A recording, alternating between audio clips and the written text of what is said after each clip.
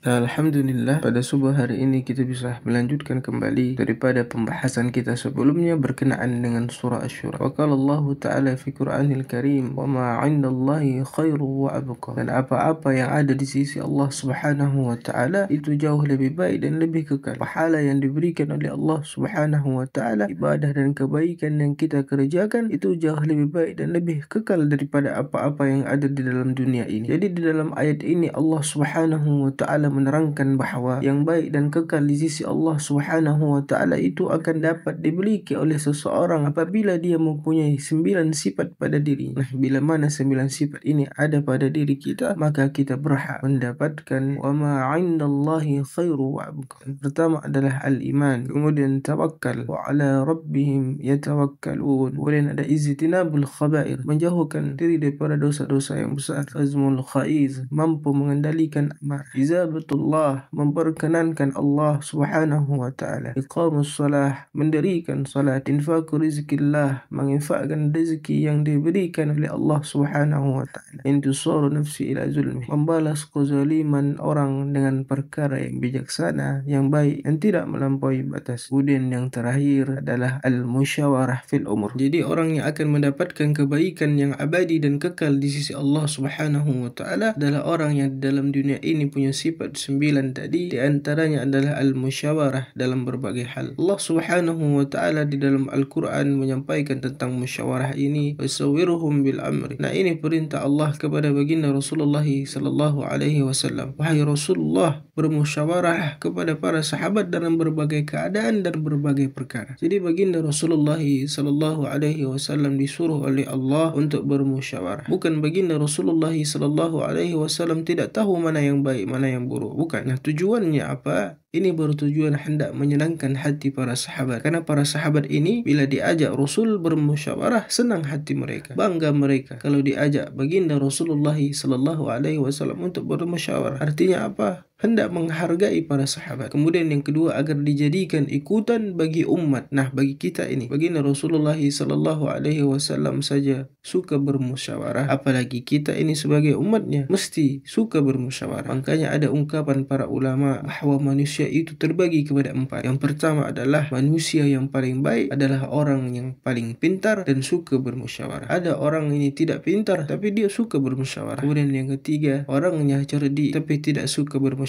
Dan kemudian yang paling bawah, sudahlah dia tidak cerdik, tidak pandai, tidak suka pula bermusyawarah. Jadi baginda Rasulullah sallallahu alaihi wasallam adalah orang yang paling pintar, yang paling cerdik, pandai dan juga suka bermusyawarah. Banyak berita tentang musyawarahnya baginda Rasulullah sallallahu alaihi wasallam. Antara lain diceritakan tentang tawanan perang Badar. Waktu peperangan Badar itu umat Islam menang. Kita ni menang, berhasil menawan 70 orang kafir. Kemudian tawanan itu dibawa ke Madinah. Nah, mereka diperlakukan seperti apa? Maka baginda Rasulullah sallallahu alaihi wasallam dengan beberapa sahabat, di antaranya Abu Bakar As-Siddiq radhiyallahu anhu, ujar Nabi, bagaimana pendapat engkau wahai Abu Bakar tentang tawanan-tawanan perang ini? Maka Abu Bakar pun menyampaikan pada waktu itu, hum ahluka wa qaumuka ra'an tastaqbilahum an tastaqdiyahum wa taqrudal fi'ada minhum fa yakunu ma akhrajna quwwatan lana halal kuffar. Ujar Abu Bakar, pendapatku yang ditahan itu orang kita, kaum kita. Jadi tidak usah dibunuh, suruh mereka bayar tebusan sahaja sehingga kita ini ada dana untuk kekuatan Islam. Nah, karena yang ditahan itu ada Abbas, pamannya baginda Rasulullah sallallahu alaihi wasallam. Ada Aqil, sahadatnya Sayyidina Ali. Abul Ash, menantunya baginda Rasulullah yang waktu itu belum masuk Islam, yang nantinya menjadi suami daripada Zainab. Adapun lagi pendapat lain mengatakan macam Sayyidina Umar, beliau berkata, hum kazzabuka wa akhrajuka walakin hunuka qaribih. Ujar Sayyidina Umar, hai Rasulullah, mereka itu orang-orang yang mendustakan engkau. Mereka itulah yang mengusir engkau daripada Mekah. Aku berpendapat wahai Rasul bahawa hendaknya mereka itu dihukum. Nah, Umar dengan ketegasannya. Dan ada pun juga pendapat-pendapat yang lain. Nah, ini baginda Rasulullah sallallahu alaihi wasallam bermusyawarah kepada para sahabat-sahabatnya untuk menentukan nasib-nasib di antara para tawanan ini. Maka baginda Rasulullah sallallahu alaihi wasallam pun akhirnya mengambil pendapat yang pertama, usulan daripada Sayyidina Abu Bakar As-Siddiq radhiyallahu anhu. Nah, demikianlah musyawarahnya Nabi kepada para sahabat dalam masalah peperangan. Dan Rasulullah juga tidak segan-segan bermusyawarah kepada para sahabat dalam masalah rumah tangga. Dalam kisah yang terkenal hadisul ifk, di mana Sayyidah Aisyah telah difitnah oleh orang-orang munafik bahwa Sayyidah Aisyah ini selingkuh dengan sahabat yang bernama Safwan. Heboh berita itu di Madinah. Akhirnya baginda Rasulullah sallallahu alaihi wasallam memanggil para sahabat beliau, di antara lain adalah Utsamah bin Zaid. Nah, singkatnya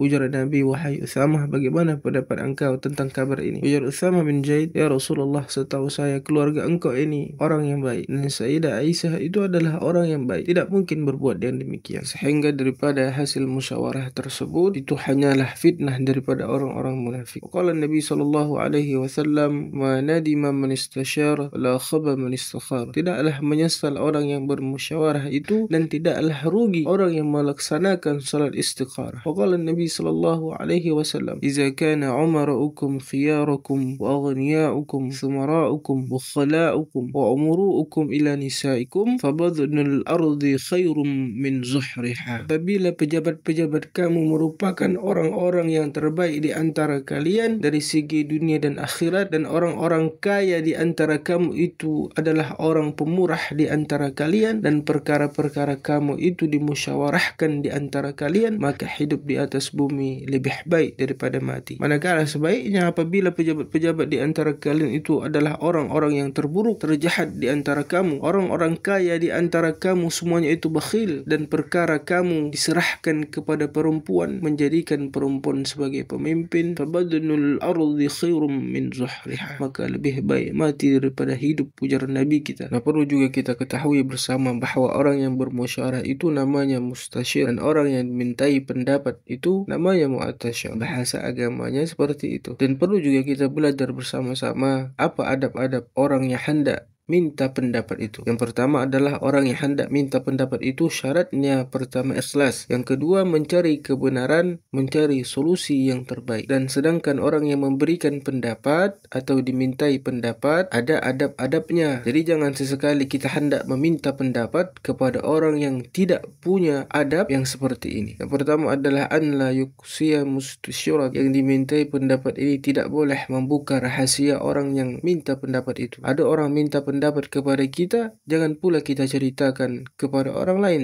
tentang masalahnya. Ayyuh lisan nasihah bimahsuratihi, bahwa dia ikhlas memberikan nasihat dalam musyawarah itu, dan niatnya hanya untuk mempermudah urusan orang yang hendak minta pendapat kepadanya. Yatawakhas sidqah, jujur, ayusira fil umur alladhi yakribuha, hendaklah dia memberikan pendapat pada perkara yang dia itu tahu dan mengetahuinya, yang ia mengerti. Jangan kita ini hendak mengatasi pendapat kepada orang, hendak memberikan pendapat kepada orang lain, padahal kita sendiri pun tidak tahu dengan perkara yang demikian itu. La yaktulubu naf'an niyawiyan, tidak boleh orang yang memberikan pendapat ini menuntut upah, karena ini adalah perintah agama, jangan dijadikan duit. Artinya tidak boleh kita menerima imbalan. Dan yang terakhir, orang yang kita minta pendapat itu adalah orang yang ahlul taqwa wal amanah, orangnya takwa dan jujur dan amanah. Nah, kalau sudah ada sifat-sifat ini kepada seseorang itu, maka silahkanlah kita meminta pendapat kepadanya, minta saran kepadanya dalam berbagai hal, dan insyaallah di lain kesempatan Allah Subhanahu wa taala memberikan, kita akan berjumpa kembali di lain waktu, mudah-mudahan. Allahumma salli ala sayyidina Muhammadin wa ala ali sayyidina Muhammad, abdika wa nabiyyika wa rasulika nabiyil ummi, wa ala alihi wa sahbihi wa baraka wa sallam. Allahumma inna ala dhikrika wa syukrika wa husni ibadatik. Allahumma inni as'aluka husnul khatimah wal istiqamah. Allahumma ij'al akhir kalamina la ilaha illallah, la ilaha illallah, لا إله إلا الله محمد رسول الله صلى الله عليه وسلم. استغفر الله العظيم للمسلمين والمسلمات والعفو منكم والحديث صراط الله وصراط المستقيم. السلام عليكم ورحمة الله.